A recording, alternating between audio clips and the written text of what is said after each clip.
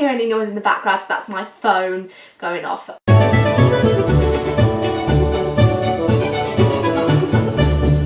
Greetings Starlars forms, and welcome back to my channel. In today's video I'm going to be reviewing my final part on the Autism, Anxiety and Me book by Emma Louise Bridge.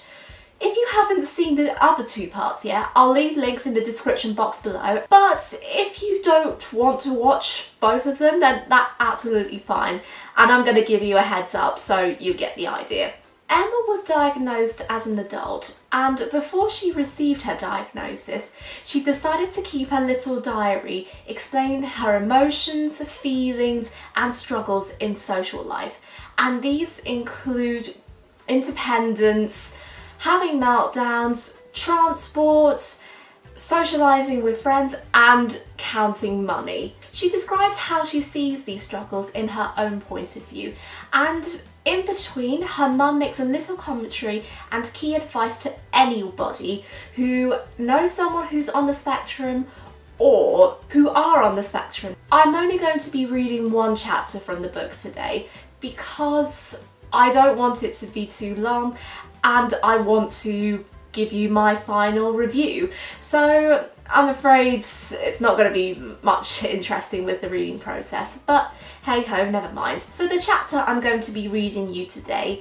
is a chapter focusing on meltdowns. What really caught my attention was how Emma would describe having the meltdown. This happened at only one similar event, but she talks about what's going through her head and how she feels when things are not going her way or there are sudden changes that she's not comfortable with. Most of Emma's entries in the diary are very honest, but when I read the meltdowns, I knew that it had more honesty than any other chapter I've read. So this is the chapter and it's called Not All Meltdowns Can Be Fixed. We have just had Christmas and we went to stay with relatives for it.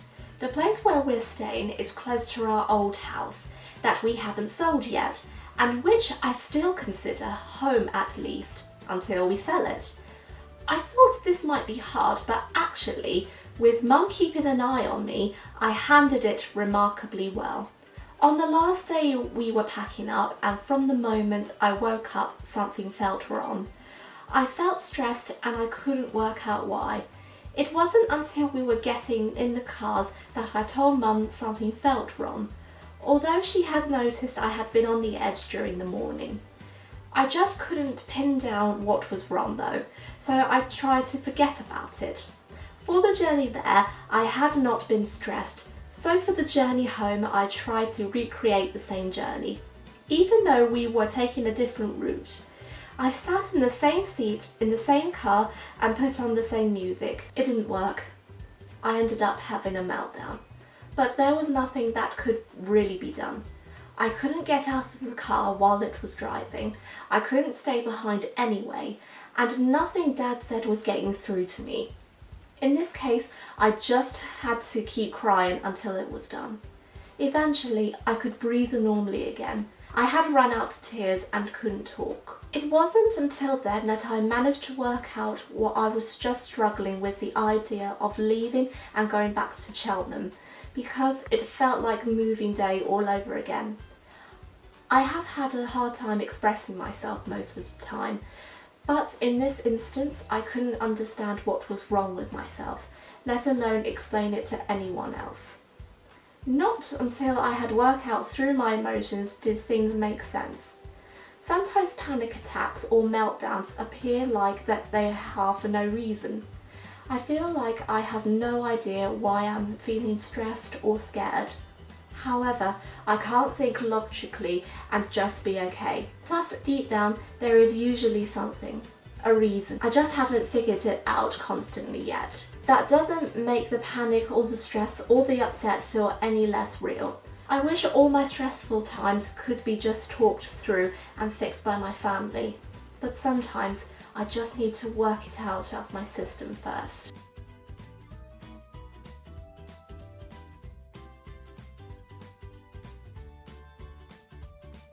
A lot of my autistic friends I know have meltdowns, And when I saw somebody having a panic attack and a meltdown, I didn't know what to do. I tried comforting them, I tried to say, oh come on, let's just go on, let's just carry on.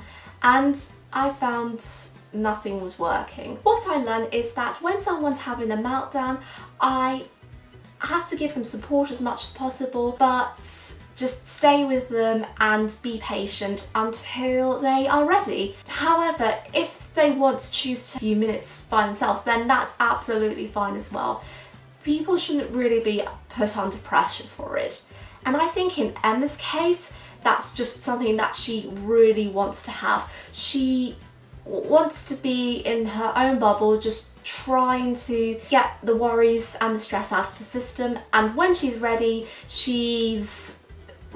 to carry on with the things that she would normally do. I don't have knowledge on meltdowns myself, but I know a few people who do, so I'm going to leave this one to the experts. A lot of people tend to keep their diaries as their own personal thing, but the way Emma has put her book out there so she can spread awareness to people with autism and trying to get other people to understand about the spectrum and the diagnosis as well, I think publishing her own diary into a novel is one of the bravest things ever. Most of the pages I read, I felt that I could relate to. And another good thing about Emma's diary is how much new stuff you can learn from other people, even though you're on the spectrum yourself. There are so many things I learnt that I never even thought about before, and now that I have read them, I feel that I know a little bit more about autism than I did before. However, I do have one query about the book, and that is some of the chapters. Some of the words in the pages were either repetitive, which is okay, but I think for me that really gets me stuck and I don't understand that because it doesn't really make sense. And also I think some of the words go on too long and I start just to lose my focus out a bit and then come back in again a few minutes later. Overall, I'm going to give this book a 10 out of 10 because of its honesty, its creativity, its engagement and reality, because the reality of autism or the autism diagnosis in Autism, Anxiety and Me is massive. If you want to read Autism, Anxiety and Me, I would highly recommend it. I'll leave some links about the book in the description box down below, and if you have read it already, let me know what you think. Did you like some bits of it? Did you not like some bits of it? What would you think that could be improved for next time? What favourite chapters are there in your book? You can say anything in the comment section down below. So I really hope you enjoyed the video. If you did, please give it a thumbs up. Leave the comment down below, and if you are new to the channel, don't forget to hit the subscribe button and turn on the notification bell for more future videos, and I'll catch you very soon. Goodbye! What a wonderful